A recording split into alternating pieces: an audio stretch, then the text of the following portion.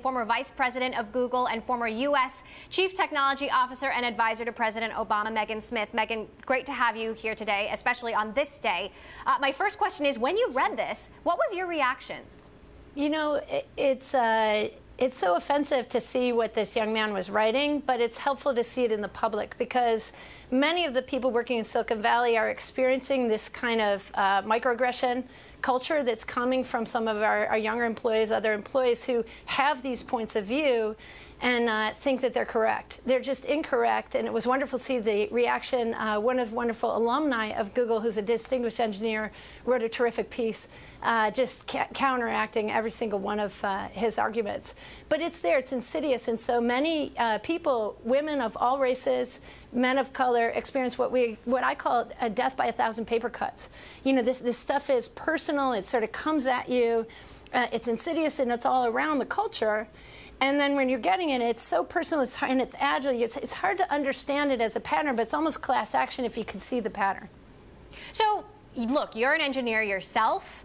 For anybody out there who believes that there are biological reasons for the underrepresentation of women in engineering, please put this to rest.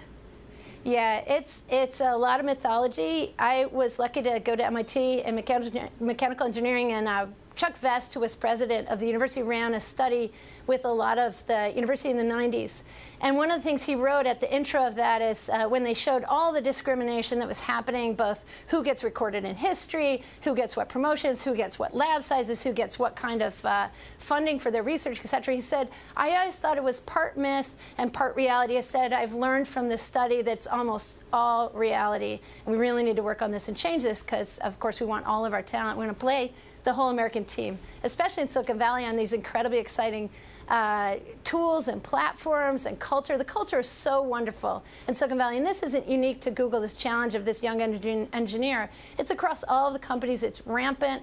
And so we just have to keep working on this through the diversity work, and people are doing the work. You see Brian Chesney and the teams at Intel doing a great job, Apple, Facebook, others. Google has a lot of programs. We just have to be more vigilant. The most important thing here is that we need to move the priority up and directly address these kinds of challenges when they come and help these engineers evolve.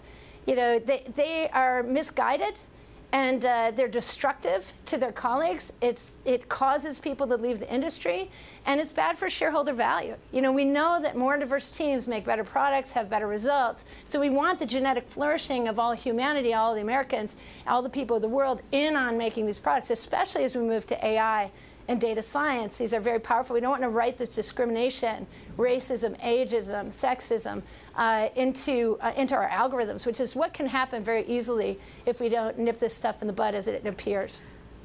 This engineer himself makes a point that Google should value diversity of opinion, ideological diversity. Erica Baker, a former Google engineer, believes that the real news is that he felt safe enough to write this. There are a lot of people asking why this guy still has a job. What kind of action should Google take here? Should this engineer be fired? You know, I won't weigh in on that, but he should. There should be a very specific conversation with him and with others and with the company around this, because I think as Erica's memo and also Kate Houston and the other members are pointing out, he's acting as if it normalizes this kind of sexist, racist, ism type conversation, which is just all the facts are wrong in his memo. You know, there are moments of reality and you know, factual elements that are in there, but then he pulls out a conclusion that is just factually incorrect. And so we just have to catch that. You know, it's up to Google what they do, but I think the main thing is having open conversations. There's freedom of speech in our country. We value that. Here we are in the press. We value that so much, but we also, you know, have social norms about things, and there really are rules about inclusion and disinclusion, and our minds have evolved. We're right near the Jefferson Memorial.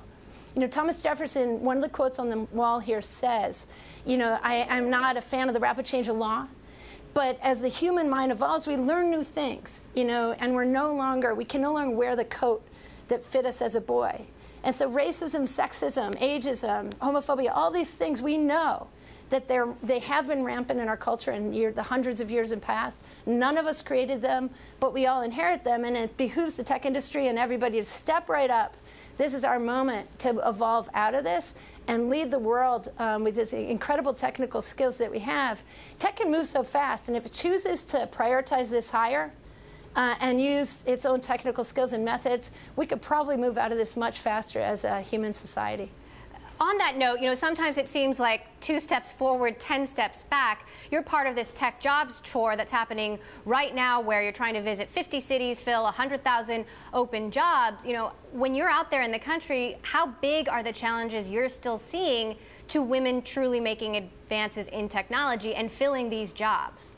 The problems are everywhere, but what's exciting about the Tech Jobs Tour, if you go to techjobstour.com, we'll be in San Francisco this week. We're just in Memphis, Cleveland, Birmingham, just across the country. We show up. It's like a career fair meets kind of a revival. At night, you've got companies there recruiting. You've got these new code boot camps and apprentice programs that are, a couple months straight into this higher paying jobs.